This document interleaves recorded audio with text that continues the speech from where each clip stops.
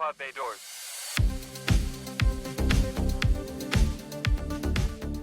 Greetings and welcome to another exciting episode of the Cinematic Traveler Podcast. I am your intrepid movie exploring host, Chris, and on this episode, I am going to be bringing you my review for the latest sci-fi flick from Academy Award-winning director Bong Joon Ho, and that would be entitled Mickey 17, starring Robert Pattinson. A sci-fi film directed by an Academy Award winner and starring one of Hollywood's it celebrities right now. It has to be good, right? Right? Well, you're going to have to listen to find out. And I cannot wait to talk about it. I do love a good sci-fi flick. But before we get into all of that, if you could do me a favor, whatever you are listening or watching this show on, somewhere on your device, there is a subscribe or a follow button. If you could please click that, I would greatly appreciate it. It does help me and the show, but it also helps you. You won't miss any future episodes, and you can go back and listen to my previous amazing reviews and hear my sexy, sexy voice. Also, if you could share the show, I'd appreciate that as well. You could share it with your friends and family and annoying coworkers. I really don't care, just as long as someone is listening. You can also share it on your social media. You can follow me on my social media. Let's just stick with like Instagram. That one's the one I'm on most. That one is at Cinematic Traveler Pod. I do have a Twitter and a Blue Sky, but I hate going on both of those. I'm on YouTube now, so I think that one is at Cinematic Traveler Pod. You can leave comments and hit like and all that fun stuff you're supposed to do on YouTube. And I also have an email address, thecinematicctravelerpod@gmail.com. So you have plenty of ways to find the show, follow the show, and keep up with the show and get in touch with me and all of that fun podcaster, YouTuber, mumbo jumbo that we all have to say. My God. Ad nauseum. Oh boy, it's a rough life being a podcaster. Oh, won't you weep for me, the crosses I have to bear. Anyway, I can't wait to get into this episode. Before I do, let me ask you how you doing, my beloved listener. Should be getting this episode, I think, Sunday or Monday. So we're back pushing that boulder up the hill, but hopefully I can give you a nice 20 to 30 minute distraction from the monotony of life. All right, well, now that I've gotten all of my witty banter out of the way, let's go ahead and dive into my review for Mickey 17. And please count the number of times I say Mikey 17, because I have already said it about 12 times and had to edit it out. And once again, this is directed by Bong Joon Ho. Of course, he won the Academy Award for Parasite, and he also directed a couple other films I liked, Host, and one of my favorite films, that would be Snowpiercer. That is an excellent sci-fi tale about class struggles. Will this one compare to that one? Let's find out. Now, before I get into everything, I do have to over-explain things. I am going to be giving you a spoiler-free review as well as a spoiler-free plot synopsis. Now, in that plot synopsis, I have hidden two movie quotes from films that are either running parallel to this or share a little DNA with it. If you can identify those films, get in touch with me through the means that I have given you earlier in this episode, and I will give you a point for each one that you get right. At the end of the month, I add up all the points, and whoever wins gets to pick a movie for me to review next month. Oh, how fun is that? How fun is that? Now, if this is your first time listening, or you only listen from time to time, you can still play. You can go back and listen to previous episodes for this month and get caught up, or you can just play from time to time and have fun. I know it seems a little uncool, but that's the best time of the week, and that is to be uncool with Chris. So let's go ahead and get into Mikey 17. We open the film with Mikey 17, played by Robert Pattinson, trapped in an ice cave on a far-off planet, seemingly waiting for his demise at the hands of the indigenous creatures of this planet. Mickey then tells us how he got into this predicament. It seems Mickey and his friend Timo, played by Steven Yeun, got in trouble with a loan shark back on Earth, so they enlisted for a deep space mission led by failed Congressman Kenneth Marshall, played by Mark Ruffalo, and his wife Ilfa, I think that's how you say it, played by Toni Collette. Ironically, in his attempt to escape certain death, Mickey signs up to be an expendable, a human lab rat that can be cloned again and again, allowing him to die repeatedly and be replicated to meet yet another death. Back in the present, Mickey is waiting to be eaten by the ice cave creatures. But the lead creature says something like, and I thought they smelled bad on the outside. Hint, hint. And sent him on his way from the cave. When he gets back to the human base, he realizes he has been thought to be dead and already replicated when he does meet his replacement, Mickey 18. The two do not get along well, with 18 telling 17 something like, you know how when you make a copy of a copy, it's not as sharp as, well, the original, hint, hint, and he proceeds to try to kill 17. Well, after trying to kill each other, they soon team up to fight Marshall, who is hellbent to kill them for being duplicates, as well as wanting to rid the planet of all of its indigenous creatures. Will the evil Kenneth Marshall stop this attack of the clones? Or will our identical heroes stop this out-of-control leader from completing his dastardly plan? Well, I won't spoil the movie by answering those questions, but I will give you the best review for Mickey 17 in all the podcast universe. Nay, in all of the universe. So how did I do? Did I say Mikey 17 at any point? If I did, you could take a shot. We'll make a drinking game out of it for this episode. All right, so moving into my review, if this is your first time listening or you haven't listened in a while, I do break my reviews down into 3 segments: the good, the bad, and the nitpicky. The good are the things that work for me in the movie. The bad, obviously things that don't. And the nitpicky, these are things that are neither good nor bad, sometimes Hollywoodisms, or sometimes weird little things they put into these movies that make me laugh. And as I am trying to do with this podcast, I would love to make you laugh. And hopefully, I'm having at least a little tiny bit of success in those regards. All right, so let's go ahead and move into the good or the positive of Mickey 17. Sounds pleasant. I think I will start with the performances. There are only really a few that stand out to me. I'm going to give credit to Robert Pattinson. I think he does a good job here as Mickey 17 and 18. I will say for most of the movie, he is either Mickey 17 or the earlier versions of Mickey 17. So it's all kind of the same character in those regards, because some of the earlier deaths, you don't get a whole lot of time with them. They just show how he died in funny, ironic sort of ways. But I think he does a good job of giving these two characters different personalities. Really, you've got Mickey 18, who is now sort of the alpha male, and Mickey 17, he's sort of the, I guess, beta male, if you believe in all of that bullshit, but that's how it's portrayed. Mickey 18, he's sort of the go-getter. He's tough and he ain't gonna take no shit off anybody. Whereas Mickey 17, he's a little more passive, a nice guy. And we all know where nice guys finish, except in Hollywood. In Hollywood, nice guys, they always get the girl in the end. Oh, Hollywood and your bullshit. But anyway, I do think Pattinson, again, continues to break away from his earlier roles. I know he was sort of the teen heartthrob with all the Twilight movies. That's kind of what we all associated with him for a while, but he has definitely worked very hard over the last several years, probably last decade, distancing himself from that. He's done a lot of unique movies. Of course, we all know he is the Batman, and probably within the next 20 years, they will put the sequel to that movie out, but I'm not holding my breath. But also, let's see, what else? High Life, I remember seeing him in that. That was really good. There was something else I saw him in I liked a lot. He was also in Tenet. He had a little supporting role in that, and he was really good. So, again, he's really broken that mold to where now when he is in something, I don't automatically have that knee-jerk reaction, which is bad. I mean, he's just an actor working a role, but, it's nice to know that when I see him in something, I go, okay, this might be good because he's in it. So kudos to him for, breaking that mold.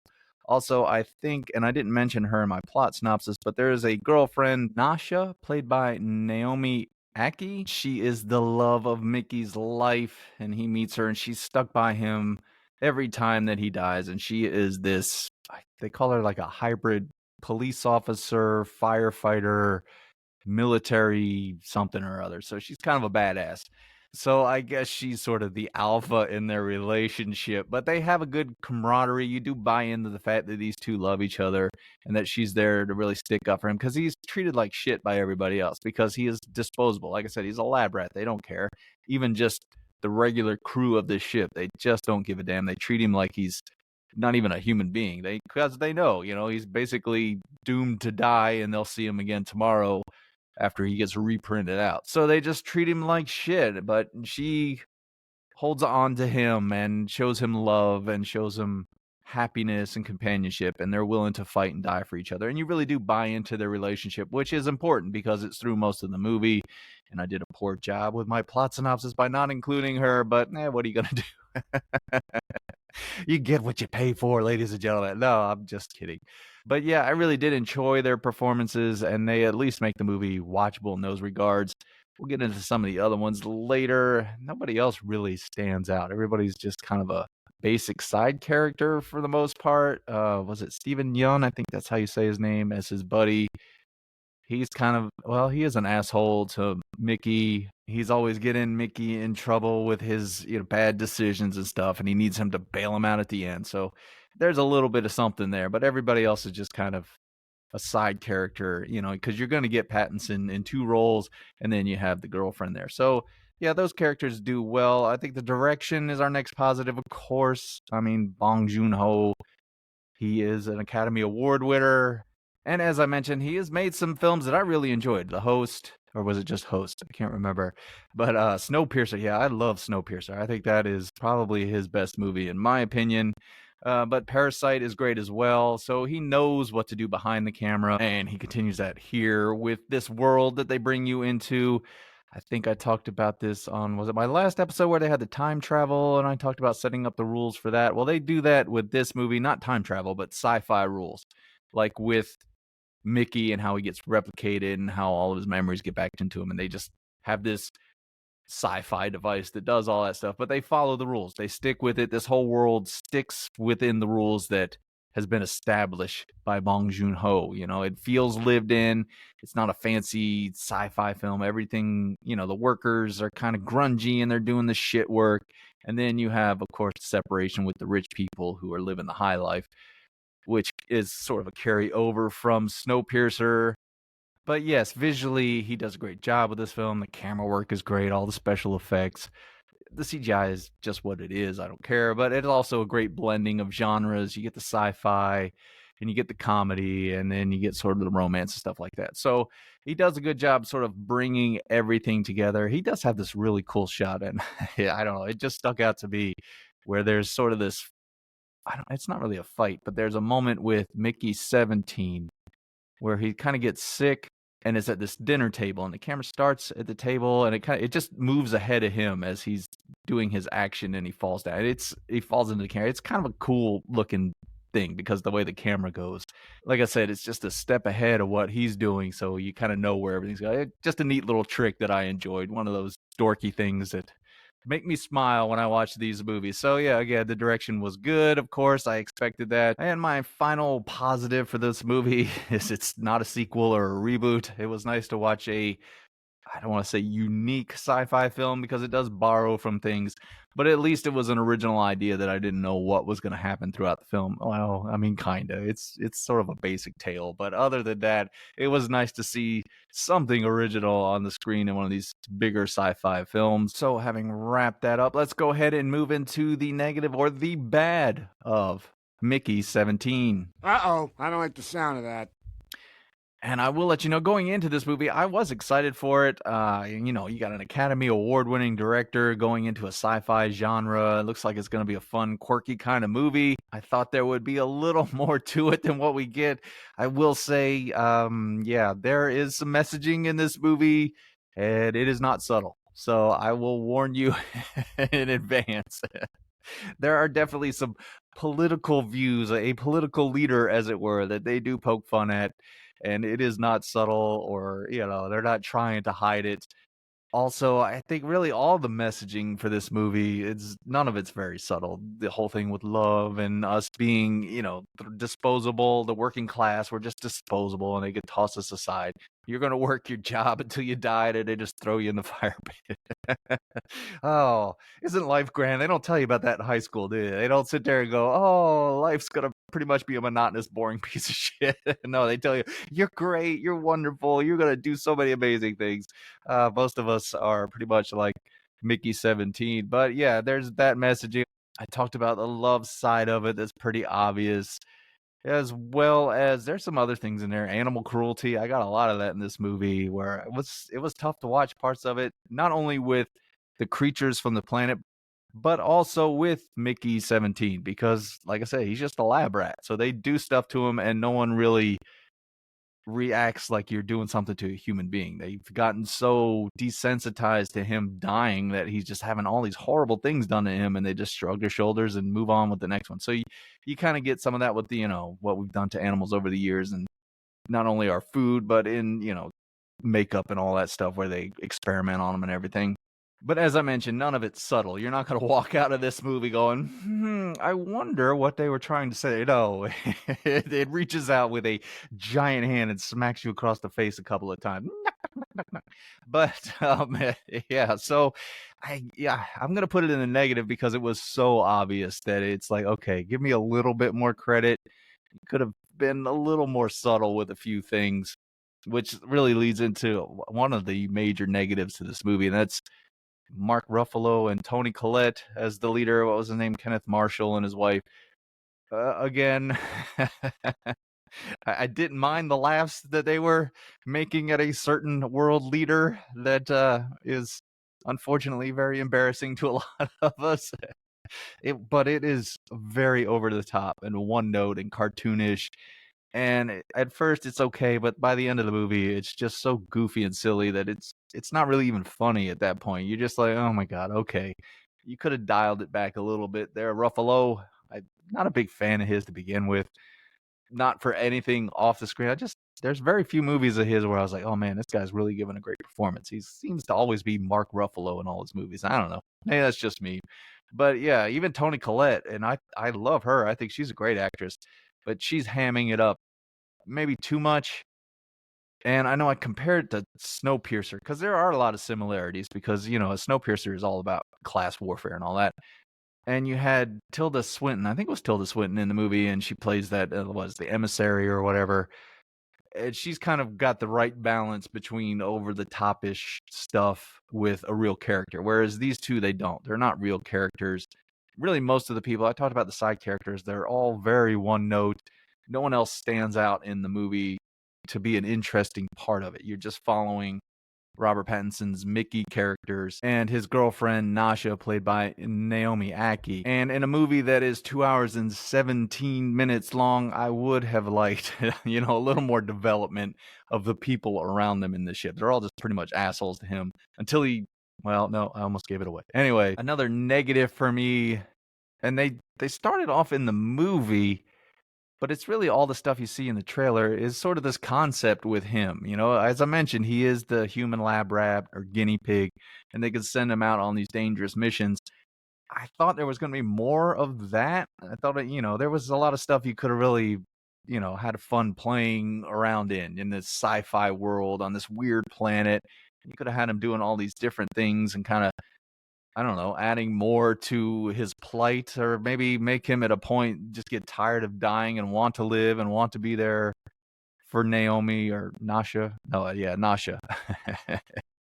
I'm terrible with these actor names and character names. Why am I doing a podcast? This is ridiculous. Ridiculous. Who let me buy a microphone? Amazon. It's all Amazon's fault. But yeah, I really kind of wanted more of that. But instead, pretty much everything in those moments that you see in the trailer or in the movie. So it's kind of not as much fun, maybe, because you've already seen all that stuff. Plus, I think it would have added more, again, to the character, or even if they would have brought Mickey 18 into the movie sooner, I think that would have helped as well, because I don't want to give things away, just their character progression with each other. I don't know. It feels like it needed a little more time to get to the point they get to, or at least to where I could root for both the characters. Anyway, I just think those characters needed more time together, as well as the side characters. Plus, you could have had a little more fun with the concept. I've already mentioned this movie is 2 hours and 17 minutes long, and my God, it feels all of 2 hours and 17 minutes long. You hit the middle of this thing, and it drags and drags, and then you finally get to the end, and it does what a lot of Hollywood movies do now. It doesn't end where it should end. Seems like you have an ending where everything's kind of wrapped up, and then you get Mickey coming back with another narration to tell you how everything got resolved after what happened. And then you have another scene after that to explain things. And then you have one more scene to explain things. So it's like, okay, god damn, just end the movie already. I don't want to sit here any longer with these people. I'm not enjoying myself. But again, it's just a trend in Hollywood. Some of these Hollywood movies, especially the bigger ones, it just feels like they can't find the end and just end the movie, let your characters either fail or ride off into the sunset, and we're all happy. I didn't need the over explanation. There's a lot of that in this movie. You got a lot of over explanation, and it really bogs the movie down at the end.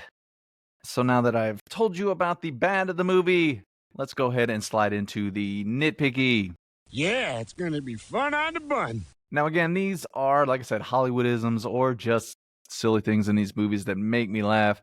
We'll tell you, I struggled to make notes with this movie. There were a couple times I almost fell asleep. So I don't know how good these are going to be. I'm really not selling this segment at all. My first nitpick for this movie, and it made me angry. As I mentioned, there's ice caves on this planet. Well, this whole planet is basically a giant ice snow planet. And I mean, come on. How can you live in a world where the Empire Strikes Back exists and not name this planet Hoth? If we ever travel outside of this solar system and there is a planet that is just a snow ice planet, we have to name it Hoth. I'd be out there with my blue big parka coat. Someone will be like, your tauntaun will die before you make it to the first marker. Then I'll see you in hell. Fucking Han Solo. Man, he's the greatest, especially in Empire Strikes Back. Oh, I love Empire Strikes Back. Should we talk about that for a while? Let's just talk about Empire Strikes Back for a while. But I was just sitting there thinking, no one on the ship makes an Empire Strikes Back and says, hey, we're going to Hoth. Look out for the Wampas. And my final nitpick for this film, this one made me angry as well. They point out, because they are on rations, food rations, as they're traveling to this planet, and what's his name? Kenneth Marshall. He makes this big speech about conserving energy and everything. And one of the things they talk about is not having sex because it burns too many calories. And I figure that's probably why I've been putting on weight lately. So thanks, Bong Joon Ho and Mickey 17 for reminding me of that and kicking me in the balls. Fuck this movie. And that's really all I had for this. Like I said, there were moments in this movie I was dozed off or wasn't even in the movie theater. I was just drifting off, imagining myself on a frozen planet, quoting my best Han Solo lines. Who's scruffy looking? Laugh it up, Buzzball. No, all right. Oh, but anyway, now I'm going off on Han Solo quotes from The Empire Strikes Back. Well, your worshipfulness. Oh God, stop it. So going into my final verdict for Mickey 17, I do have to tell you, I was disappointed, and I know I'm probably going to be in the minority with this one. I did have high expectations. I have been looking forward to this movie ever since I saw the first trailer. I thought, oh, this is going to be fun, a new, unique kind of sci-fi flick. And unfortunately, it's not really that. I think the messaging is too, God, in your face to be a really good satire on anything. I don't think there's really, outside of Robert Pattinson's characters, there's really not much to dig into with this film. It doesn't allow you to think about things. It just says, oh, here it is. Here's the stuff you're supposed to be laughing at. I don't think it does enough with the concept to make it enjoyable. And ultimately, I didn't walk out of the movie theater thinking, oh, that was amazing. And I can't believe he's done it again. Bong Joon Ho, he's made another great movie.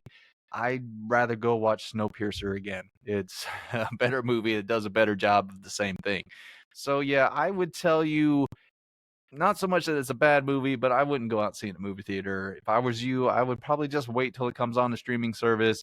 It'd probably be a little more enjoyable just sitting in the living room, and then when it starts to lull, you can get up and move around and maybe burn some calories with that special loved one in your life. So that brings us to the end of our review for Mickey 17. And if you're still here, then I must have done something right. And again, if I did, if you please follow the show, give me a rating, a review, leave a comment, play the contest, live a little, have some fun, damn it. Let me know you're out there. Gets kind of lonely sitting behind my fort of blankets talking into this microphone. I'd like to know that you're out there. Speaking of the contest, I do have a winner for last month. and they have sent me their request. So I'll probably be doing that towards the end of the next week. Well, this week coming up. And it's a doozy. I have not seen it, although I do know it by reputation. So we'll see. We'll see what I'm getting myself into with that one. I will give you a treat because I am going to do another episode actually right after this one because I watched this movie. I think it's called The Rules of Jenny Penn. I think that's what it was, starring Jeffrey Rush and John Lithgow. So I'm going to give you a little bonus episode. I'll probably get that out, I don't know, the beginning of the week, Monday or Tuesday. So you're going to get to hear my voice a lot this week, you lucky bastards. So before I go, I just want to thank you for taking the time out of your day to listen or watch my show. I greatly appreciate you as an audience member. I tell everyone I know I've got the smartest and sexiest audience in all the podcast and YouTube universe. And as you are traveling around on this blue and green ball, bouncing to the cosmos, I need you to do one thing for me. Go out there and do that voodoo that you do so well. All right, show's over. I'm tired.